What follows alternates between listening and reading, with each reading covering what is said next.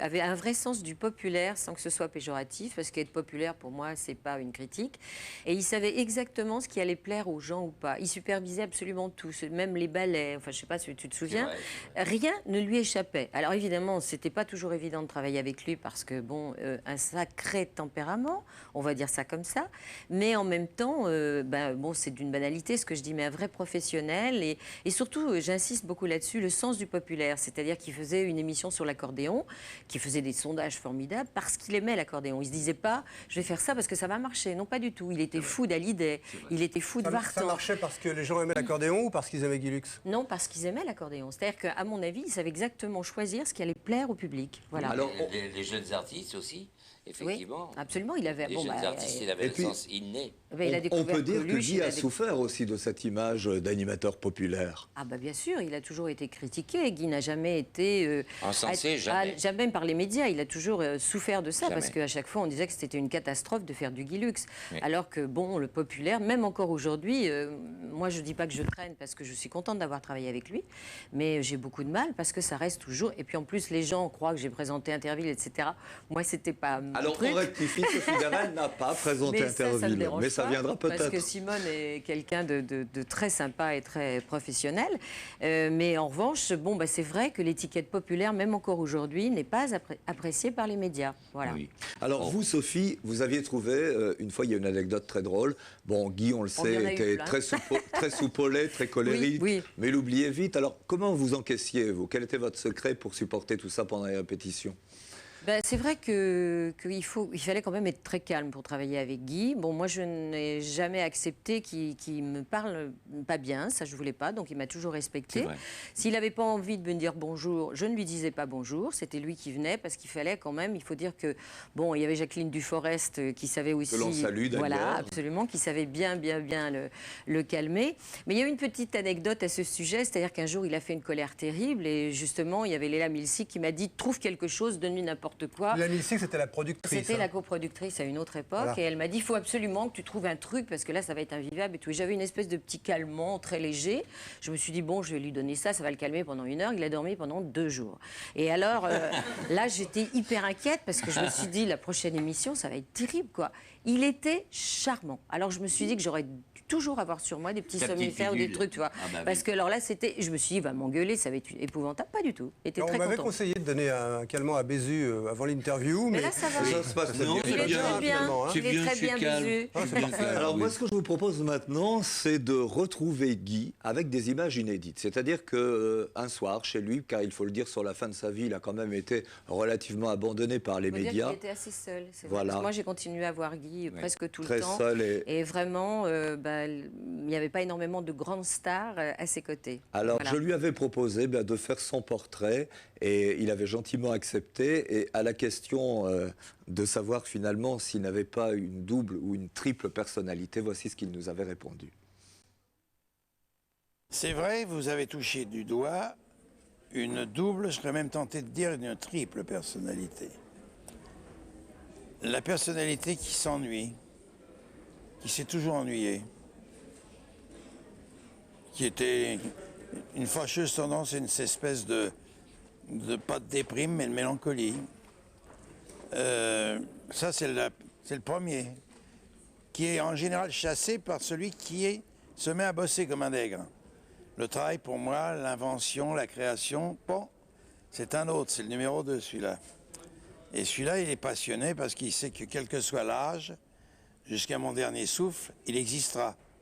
C'est qu'on l'a ou on l'a pas, mais quand on est sur scène et qu'on apparaît que le public est là, ou on est un tout autre, ou alors, qu'est-ce qu'on vient foutre là si on n'est pas, si on ne sait pas se désincarner pour devenir quelqu'un ou de marrant, ou de percutant, ou de persuasif, ou de sincère, enfin, vous voyez ce que je veux dire.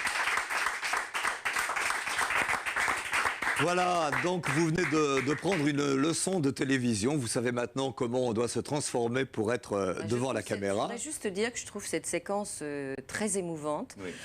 Parce que Guy, en réalité, il était comme ça. C'est-à-dire qu'il était un peu triste, même disons-le, désespéré.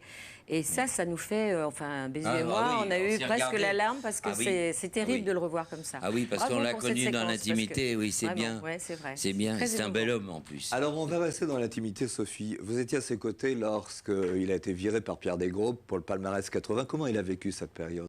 Très mal. Moi, je me souviens de ce passage où Serge Labat lui chante un adieu. Absolument. Et où il dit enchaînez, enchaînez Sophie, et on voit un Guy Lux en larmes. Absolument. Non, mais là, ça a été une très grande émission. Là, c'était formidable, quoi. Je veux dire, et il était, mais en dépression totale. C'est-à-dire qu'il était capable de pleurer pour un rien.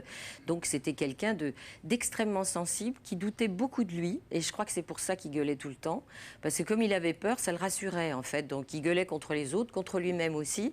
Mais en fait, au fond, c'était vraiment un personnage très inquiet. En fait, je crois qu'on peut dire ça. Il était jamais sûr de lui. Et puis désespéré, enfin surtout à la fin, il avait toujours ces derniers mois, il avait toujours des projets.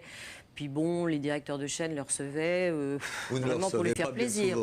Mais bon, ça a été triste la façon dont ça s'est terminé. Il aimerait ça parce que c'est du direct. Il était encore avec nous aujourd'hui. À votre avis, que ferait-il, Bézu? Alors, et puis je trouve que vous êtes formidable d'avoir fait un sujet sur Guy Lux parce qu'on n'en parle plus tellement. Et puis il y a plein de très jeunes qui ne le connaissent pas alors qu'il a vraiment créé des émissions formidables. Et il aimerait beaucoup être là. Et il s'amuserait beaucoup parce qu'en plus, il avait, en plus de cette tristesse profonde, il avait pris dans ces dernières années un sens de l'humour. C'est-à-dire qu'il n'en avait plus rien à faire de qui que ce soit. Le sens de Donc je l'ai vu juste en 10 secondes faire la promotion d'un de ses bouquins en direct, je ne sais pas dans quelle grande émission. Il avait sorti un livre. Il n'en avait rien à cirer. Il disait, je ne sais même pas pourquoi vous allez acheter ce livre qui n'a aucun intérêt. Je le voyais, je dis, mais il est fou, il est en train de faire la première. Oui. Il n'en avait rien à foutre, rien à cirer. Voilà. Il avait un tel recul que, bon, ben voilà. Et il était capable de rire de beaucoup de choses. Il faut dire aussi qu'il adorait les enfants. Gaga devant les enfants, gaga devant les animaux. Ah bah oui, ils sont pas d'enfance en vacances. Voilà, et ça existe toujours d'ailleurs, pas d'enfance en vacances. Et c'était en fait quelqu'un de très attachant. Voilà. Alors on va le retrouver de nouveau, on va repartir au studio 102, non pas sur le plateau, mais sur les gradins, et nous allons continuer de découvrir un petit peu la véritable personnalité de Guy Lux.